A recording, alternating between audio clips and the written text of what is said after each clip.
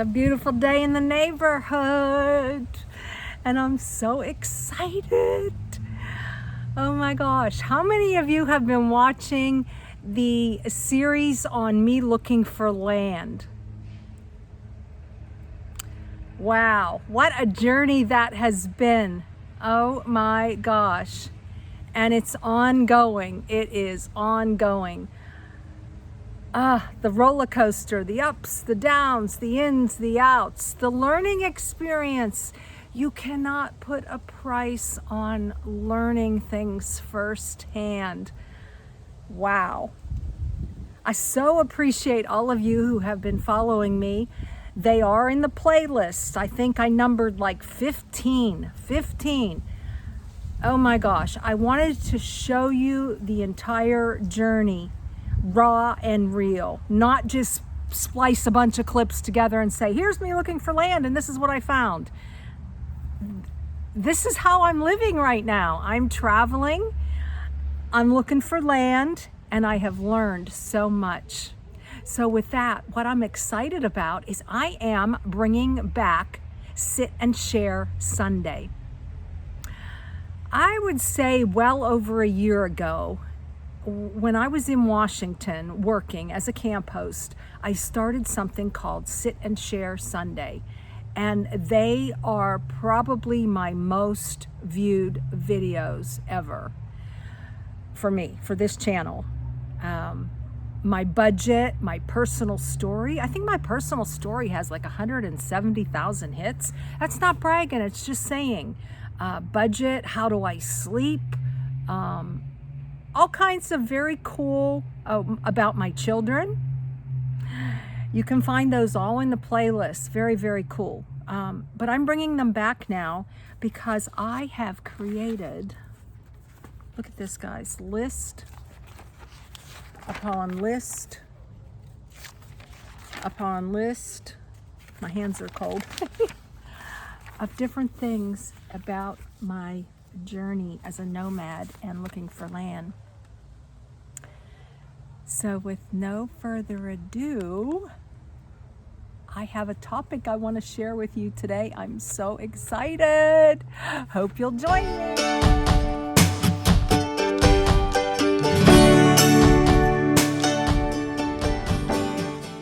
Linda here with Serene and Simple Life, starting a new series that I did in the past, Sit and Share Sunday. Are you all excited to know what the topic is? Top 10 things to consider and or ask yourself when you are looking for unrestricted land. It might be time for you to get out your paper and a pen and stop the video as need be and make yourself a list if you are curious and also might be looking for land. Before we get started, I want to share with you that throughout this journey, I was like so newbie when I first started looking for land. Now, I had watched a few videos, I had taken some notes, asked some questions. How far away is the electricity from the site? What would it take to clear the land? Is there septic? Will you have to dig a well? I had some basic knowledge, but it was so, I don't want to say overwhelming, but I was just so inundated with like nature and locations. And, people even asked me, why are you driving into like remote nowhere when you're a people person and you want people? Why do you want to be here? You know what? I guess I should have mentioned from the beginning that I'm not a map girl.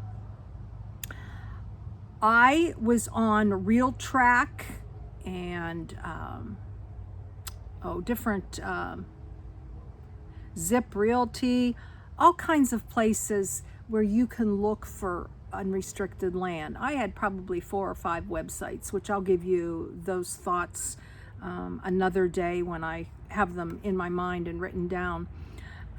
So I had all these different places, juggling all these balls of places, but I didn't do the Google Earth like, some of you mentioned later, because sometimes I don't know what it is, but until I'm actually physically in a place and feeling it, I am not going to know by a map whether this is something like, oh my gosh, you don't want to be here.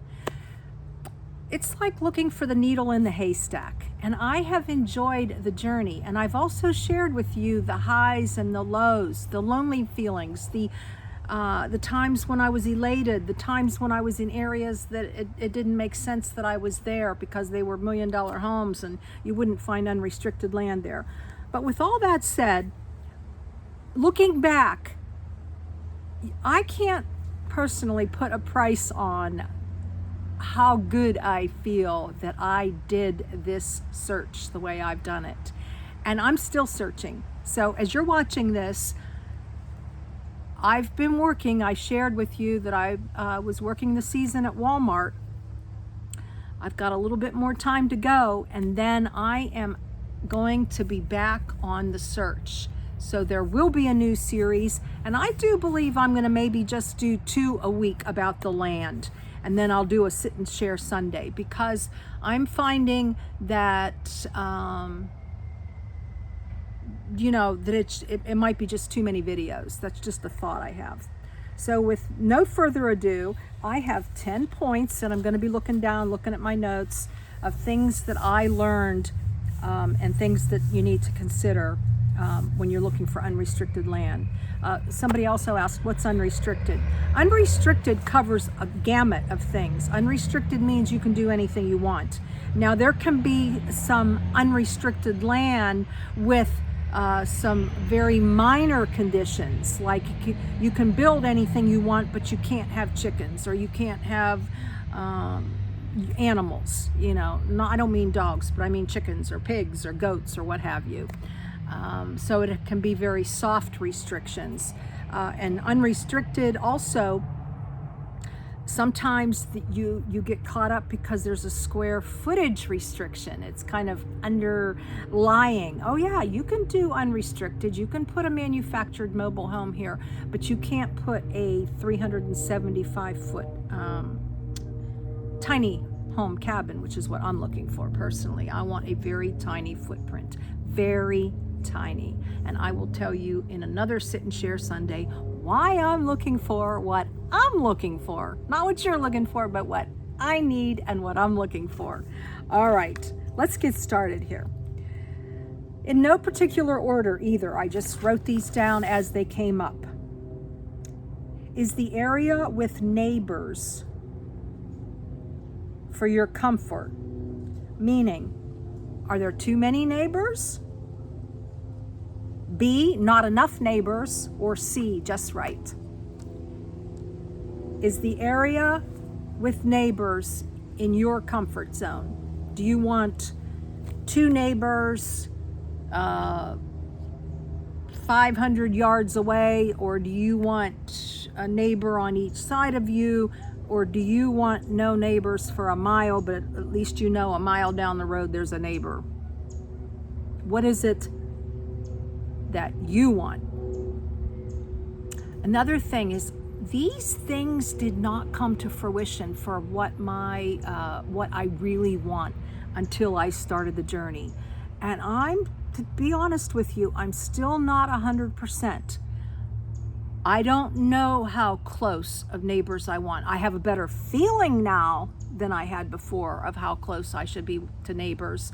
But I know that I make a lot of friends out and about. I make friends at church. I'll join a group. I'll go places. So I'm still working out the feelings and the facts of what I need as far as how close do I want to be to neighbors. So that's these are things for you to consider and to ask yourself now, things that am needing to ask myself. Some I've narrowed it down much closer, like, oh my gosh, no, this is way too remote, and I know that, and and what I need, but we'll go on to that more later as well. I didn't mean to bunny trail there. All right, 2, is city water available? And if not, is there a well that's already dug? And if there's not a well, what is the cost to have one dug? I found out pretty early on. I'll tell you, I'm a question box. I ask many, many questions when I'm talking to people. And not that you would know that, but I'm telling you now. I do a lot of research and I ask a lot of questions. That yes, a well can cost $10,000. Yeah. It depends on how deep you have to go with that well, and all land is different. So there is no one blanket answer for that, but it's definitely an additional cost that I am considering. Number 3, do I need internet? Well, of course I need internet, but these are the things that you can consider. If so, is it available? And is it fiber optic, which is the fastest, or is it like still not dial up, but something, where it's not the high-end internet? So check on that, and is there a library close by where you can do without internet and you can just go to the library? I don't know. This isn't about my needs right now. This is just about all the things that I have figured out throughout that I need to consider, and now I'm passing them on to you. Number 4, what is the cost to tap into the city water? One lot that I looked at was $2,500 up front to tap into the city water. $2,500. I'm sure that's different in every city. So I will be asking that question as I go. Number 5, cost to have electric run to my home, which was something I mentioned earlier. I had never considered that, but then when I watched videos and I learned ahead of time, oops, this has got to be on your radar. And I always wondered, why did people have their homes so close to the road when you saw so much land behind them? Not in this particular journey, just in general. I'm like, why are you so close to the road? Hello, Linda, it has to do with cost. The further back you are, the more it's going to cost. Learning. It's a very good thing. Number 6, is there a level area big enough to put my home?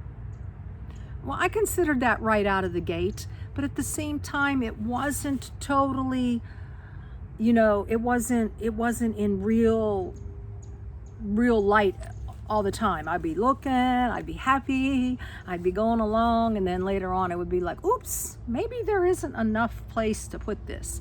There was times when I actually did my foot thing, 1 foot, 2 foot, 3 foot to figure out. And I did that in a video too. And then if not, what about the clearing, the cost to excavate? I didn't ever think of this until I talked to somebody. Will someone purchase the wood and cut it down for me? Awesome. You don't know unless you ask. Number 7, how far to the nearest town? Oh my gosh, many of you, and thank you, because you don't know, you're not reading my mind, you're just giving me your information, what you think. But early on I did consider how far it would be to the closest town.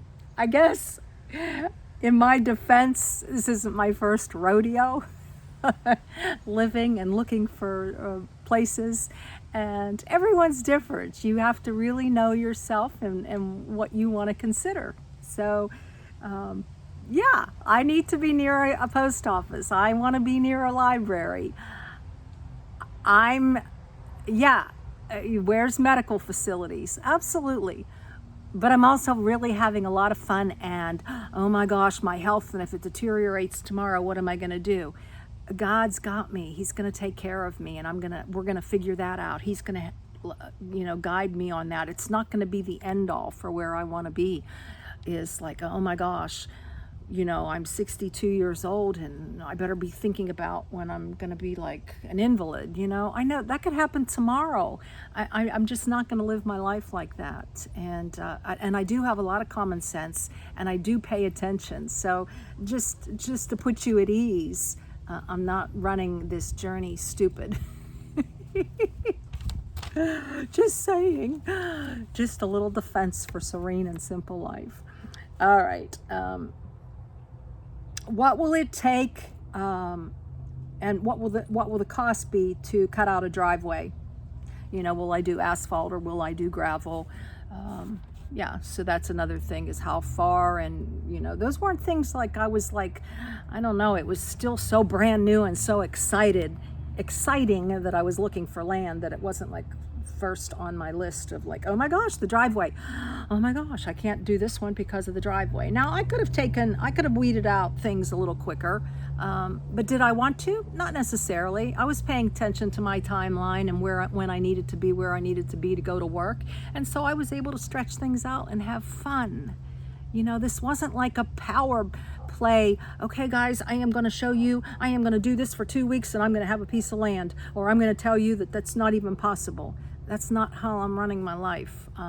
God's in control, and I was just savoring and living in the moment. All right. I know I'm getting there's a couple of little defenses because I've had many people tell me what I needed, and you know, we're all grown up and we're all figuring it out, right? Sometimes you make mistakes, and sometimes those mistakes can turn into blessings later on. So you just never know. Never know. Number 9, septic. Will the land perk for septic? You know, I was talking to somebody early on when I was looking at the incredible tiny homes, and when I was going to be, and then I found a lady that maybe I was going to rent from, and she always she was like 80 some years old, and she was talking about the land perking, and I didn't know what she meant, but I learned early on about perking for water. So very thankful for her. Thanks, Lola, about looking for, you know, what she was doing. Now, who would have thunk, but months and months later, I'm starting to think about composting. I'm starting to think maybe I'd like that $3,000 to $5,000, which I've heard it can be $3,000 up to $7,000. There's a lot in between there, depending upon the type of septic. You know, whether the land is good or not, whether the soil is good. But anyways, I'm thinking about composting now, like a nature's head or something. I think that might be a really exciting way to go. Something different. I don't know, something like pioneerish, like my cabin. But again, I keep talking about me now because I'm filtering in like how I came up with this list and now how you can come up with it. I'm seeing some shadows now, so sorry about the sun shadows. All right, number 10. Meet a neighbor or two. Hey, the babbling brook that I am, I met some neighbors. Yeah, when they were out and about, you better believe it. I met neighbors. I asked lots of questions too.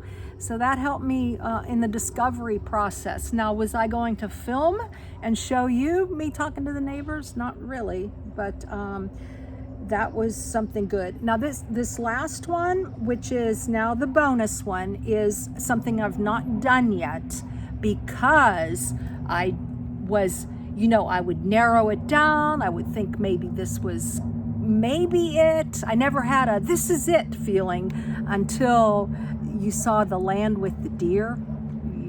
Yeah, I was, and the other one that got sold the day I went back,